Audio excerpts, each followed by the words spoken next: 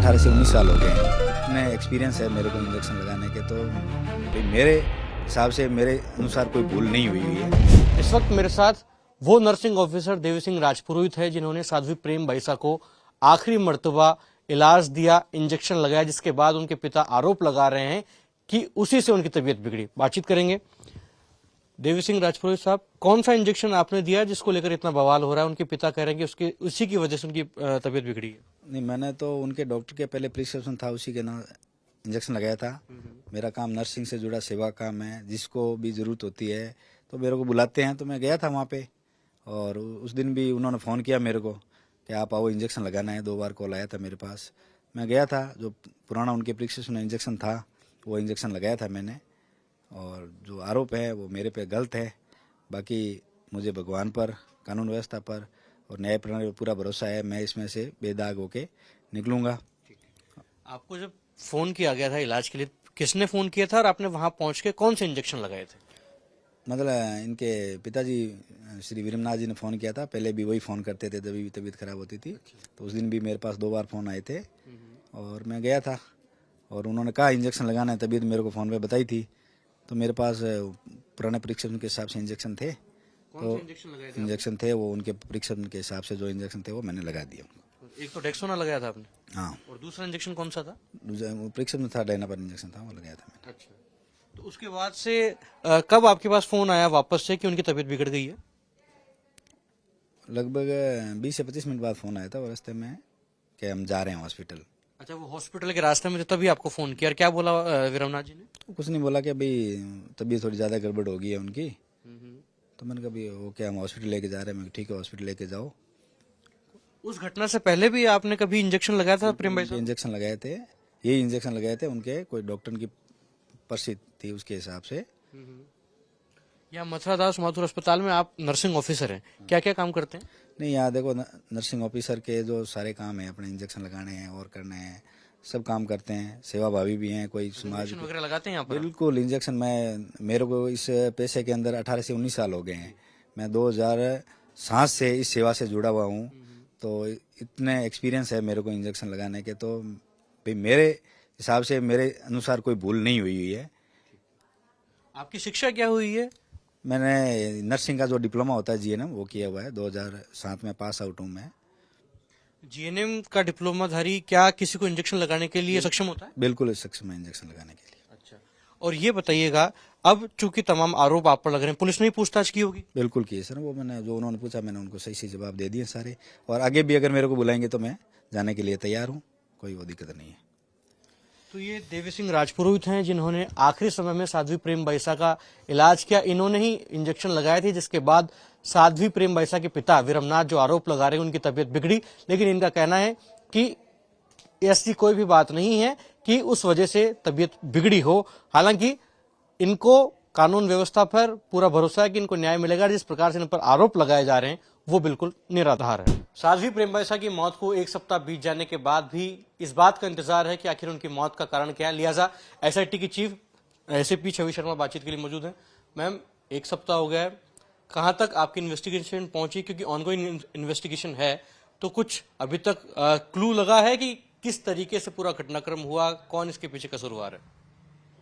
देखिएगा, 28 तारीख की शाम की ये घटना है, जिसपे 29 तारीख को मेडिकल बोर्ड द्वारा पोस्टमार्टम कराया गया था। और उसके 1 दिवस बाद जब हमें पोस्टमार्टम के जो सैंपल्स अग्रेषण हेतु प्राप्त हुए, वो हमने फॉरवर्ड किए हैं दूसरी एजेंसीज में। इसी दौरान हमारी एसआईटी द्वारा टेक्निकल एविडेंस जो है वो संधारित किए गए हैं। कुछ जो हम ले आए हैं एविडेंसेस, जो हमें हासिल हो गए हैं, प्राप्त हो गए हैं, उनका एनालिसिस हम डिटेल में कर रहे हैं। उससे कोई नई इन्फॉर्मेशन आ रही है तो उसे और डेवलप कर रहे हैं। इसके अतिरिक्त जो नई इन्फॉर्मेशन और हम जो चाहिए गई है वो हम वेट कर रहे हैं कि हमें प्राप्त हो। साइबर एविडेंसेस जो हैं वो भी हम देख रहे हैं, डिटेक्ट कर रहे हैं, क्योंकि पोस्ट वगैरह को लेके कुछ कंफ्यूजन था, उस बारे में भी जानकारी ली जा रही है। इसके अतिरिक्त घटना से संबंधित जो भी लोग हैं उनके बयान लेखबद्ध किए जा रहे हैं। अगर कोई और चीज आ रही है सामने तो उसको क्रॉस वेरीफाई किया जा रहा है। जी, नई इन्फॉर्मेशन मिल रही है तो उसको डेवलप आप कर रहे हैं। आश्रम में वापस से एफएसएल की टीम ने जाकर सैंपल्स कलेक्ट किए थे, उसके पीछे क्या कारण रहा? देखिएगा, मामले की गंभीरता और संवेदनशीलता को देखते हुए अति आवश्यक हो जाता है। और जनरली भी एज अ प्रैक्टिस हमारी जो एसओपी है, कोई भी एविडेंस जो है वो अनअटेंडेड नहीं रहे, इसलिए एक्सपर्ट्स की मौजूदगी में उसका संकलन किया जाता है। यदि लगता है कि उसको प्रिजर्व करने की आवश्यकता है तो उसे प्रिजर्व किया जाता है, और इस हेतु ही टीम दोबारा एसआईटी की मौजूदगी में और एफएसएल की मौजूदगी में वहां पर हम लोग गए और हमने पुनः साक्ष्य संकलन करके उस जगह को वापस से सिक्योर कराया है। जी, सभी साक्ष्य संकलन करने की बात आप कर रही हैं। जो भोजन का सेवन किया साध्वी प्रेमबाईसा ने, जो दाल खाई, क्या उसके भी सैंपल्स लिए हैं? जो भी हमारी जानकारी में चीजें आई हैं, जो उन्होंने यूज की, जो उन्होंने खाई पी, इस सब संबंध में जो भी हमें प्राप्त हुआ मौके से, वो सब हमने जो एसओपी है उसके हिसाब से प्रिजर्व किया, कलेक्ट किया, प्रिजर्व किया और आगे फॉरवर्ड किया। अब तक की जांच में इस प्रकार की जानकारी सामने आई है कि साध्वी प्रेमबाईसा एस्थमेटिक हिस्ट्री उनकी रही है? एस्मा के संबंध में एग्जैक्टली हमारी अभी ये पुष्टि नहीं हो पाई है कि क्या वो एस्थमेटिक थे या नहीं, परंतु वो इनहेलर्स का उपयोग करते थे, इसका कंफर्मेशन है क्योंकि घर से इनहेलर मिले हैं। साथ ही उनके पिताजी द्वारा बताया गया कि वो इनहेलर का उपयोग कर रहे थे। जी मैम, उनके फोन भी आप लोगों ने रखे हैं अपने पास में, लेकिन एफएसएल के पास जांच के लिए नहीं भेजे फिलहाल।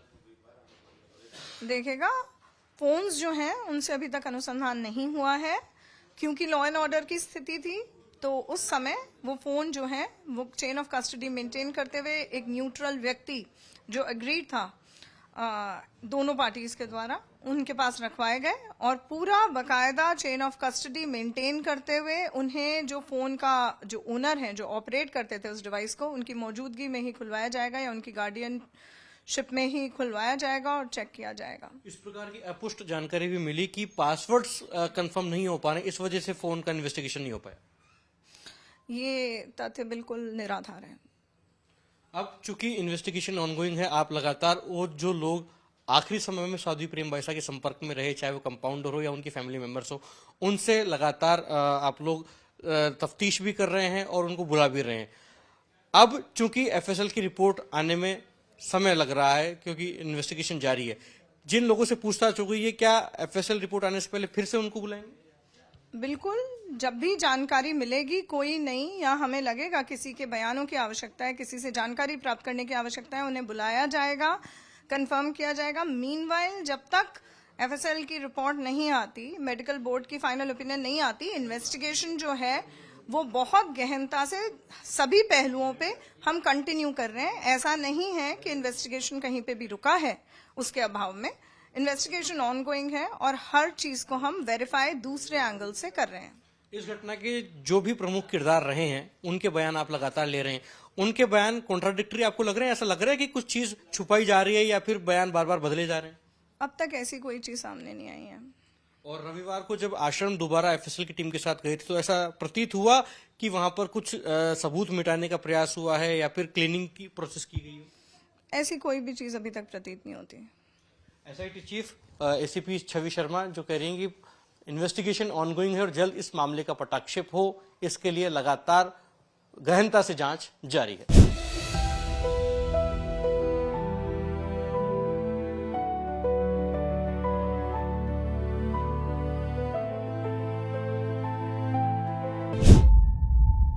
जीरो हमने इन्वेंट किया, हमने बताया दुनिया को, जहां योग है वहां रोग नहीं। सबसे पुरानी सभ्यता है हमारी। गुलामी से तो और देश भी लड़े भाई, पर आजादी के लिए अहिंसा का रास्ता बस हमारा था। अपने पसीने से जमीन सींचता किसान और घर में घुसकर मारने वाले जवान, बस इसी मिट्टी ने जने। इसके हाथ ने जब थामा जज्बा तो इतिहास रचे। कदम बढ़ाए तो चांद का वो हिस्सा चूमा भाई जहां कोई कभी नहीं पहुंचा। आज पूरी दुनिया में शान से लहरा रहा है तिरंगा, और इसके पीछे है गर्व से भरी अनगिनत कहानियां जो लिखी जा चुकी हैं और लिखी जा रही हैं, जिन्हें मैं सुनाऊंगा राष्ट्रगर्व रोज शाम 6:25 पर।